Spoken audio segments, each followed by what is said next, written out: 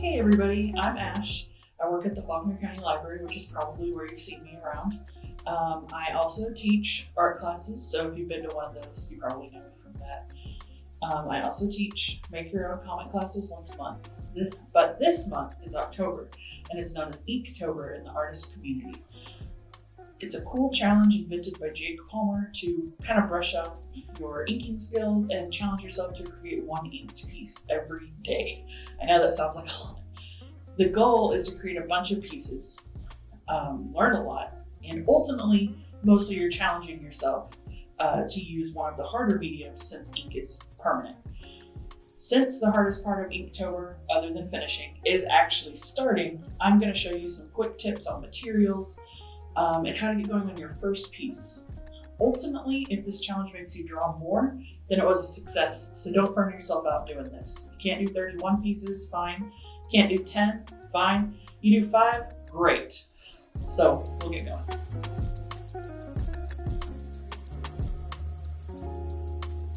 So today I'm going to go over a few types of inking, but I'm not going to hit all the kinds of inking because there's simply just not enough time. And in the case of pen and ink, not everyone has access to those materials, nor do they want to learn how to use them, which is fine. So first today I'm going to go over ballpoint pens. Ballpoint pens are really cool because you can actually sketch with them.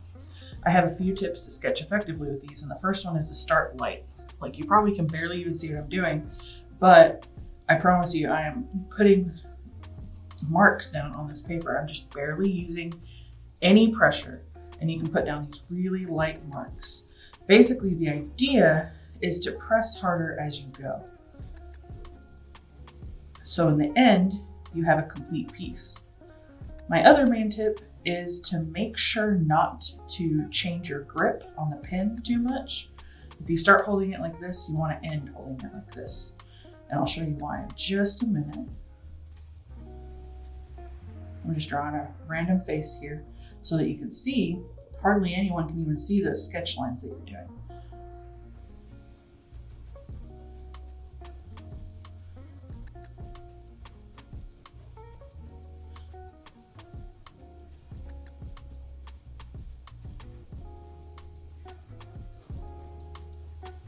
So basically, if you turn the pen now, you can end up with globs of ink because it starts to settle in the other side.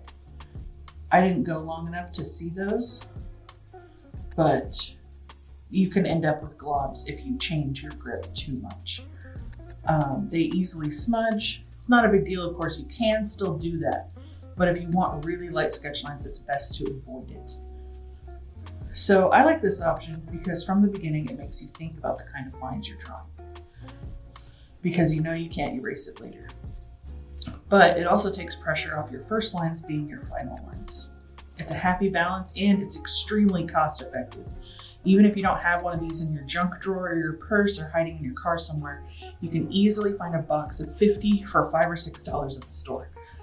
That means they're less than a quarter a pen, which is really cool considering they're so versatile.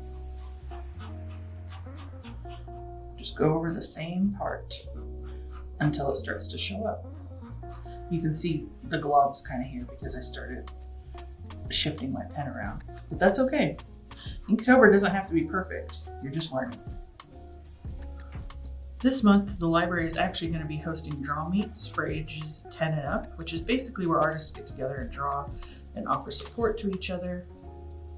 And for those of you who are going to be trying the Inktober challenge, that's going to be an awesome way to keep up. Join us on Tuesdays at the library from 4 to 7 if you're going to take part, and we can support each other. We're also going to be hosting a drawing challenge and have our own themes, which are right here. From the 1st to the 6th, you see we have Haunted House, 7th through 13th, Fantasy Familiar, 14th through 19th, Creepy Candy, 20th through 25th, Mysterious Monster. I have a little Mothman here because I love him. And 26th through 31st, we have Paranormal Pumpkin.